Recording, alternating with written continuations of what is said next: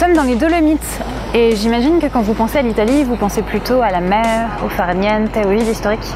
Mais l'Italie, c'est aussi des montagnes et des paysages grandioses qui n'ont rien à envier à ceux du Canada.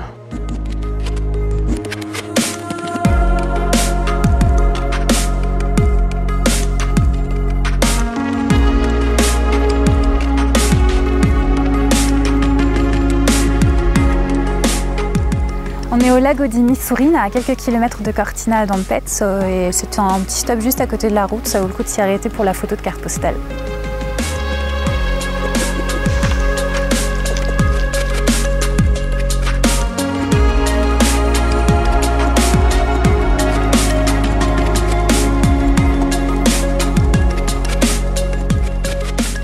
Ça vaut le coup aussi de poursuivre sa route de l'autre côté du lac. Le point de vue est différent et tout aussi joli.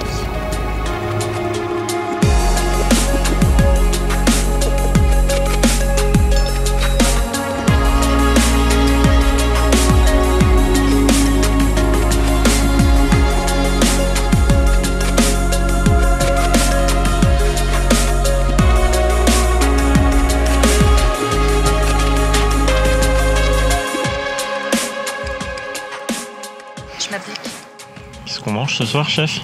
De super délicieux sandwichs à base de tomates séchées et artichauts. Avec du pain industriel, comme on les aime. N'exagère pas quand même.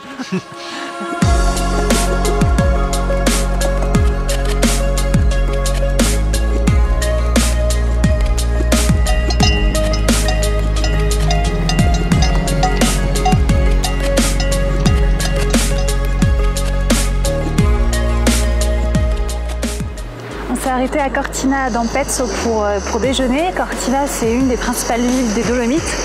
Et maintenant, on va aller faire l'une des plus belles randonnées, ou une des plus, comment dire, immanquables randonnées des Dolomites pour aller voir les Tre Cime di Lavaredo.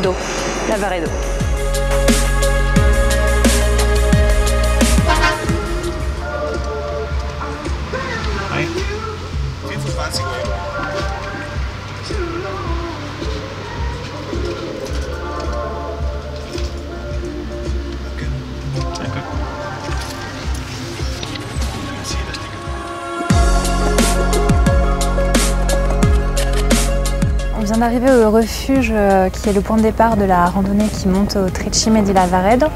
Je l'ai bien dit cette fois. Et on a payé le péage qui coûte 25 € par voiture pour s'épargner 3 heures de marche supplémentaire pour soulager nos petits pieds de marcheurs pas chevronnés.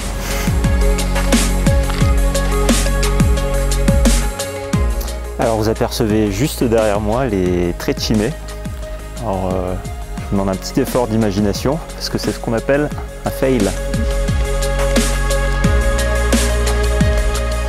Ou alors elles sont peut-être là.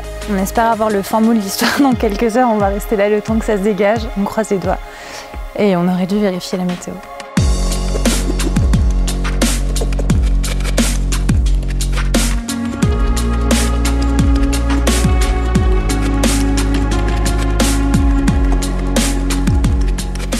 Ça y est, on est arrivé de l'autre côté du versant. Les Tre Cime sont juste là. C'est un petit peu plus dégagé, on les voit pas complètement non plus, mais c'est super joli parce qu'il y a des nuages qui arrivent de l'autre côté et qui se déversent sur ce versant-là.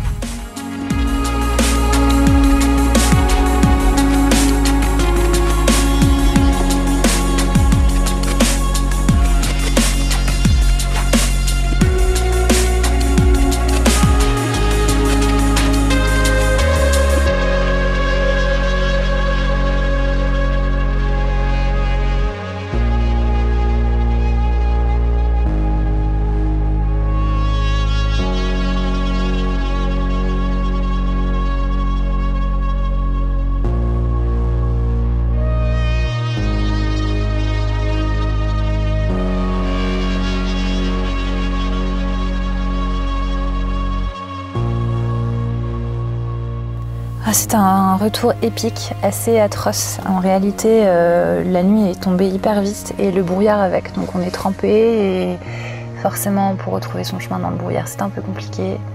Donc on finit par retourner à la voiture, c'est cool. Et On en a quand même plein le cul, voilà. Alors c'est comment le camping? C'est la merde.